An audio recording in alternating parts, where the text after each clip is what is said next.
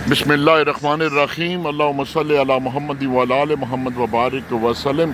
मैं हूँ जिस वक्त गुलबर्ग ग्रीन में, और ये सामने गुलबर्ग टावर है, और जो ही आप इंटर हो गुलबर्ग ग्रीन में तो ये एम टैग का यहाँ पर बड़ा अच्छा सिस्टम भी है जी।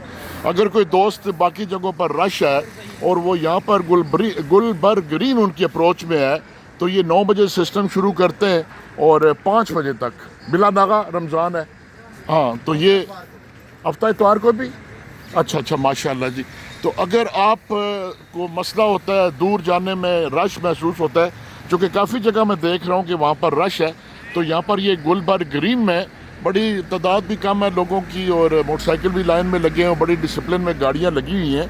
तो आप यहाँ पर आएँ, चूँकि आप जो ही गुलबर्ग ग्रीन के अंदर इंटर होंगे तो ये साथ ही यहाँ पर एम टैग का सिस्टम है और यहाँ पर रश भी कम है। ये 9 बजे शुरू करते हैं। ये देखिए गाड़ियाँ लाइन में खड़ी हैं, मोटरसाइकिल खड़े हैं, कैरी डब्बे खड़े हैं।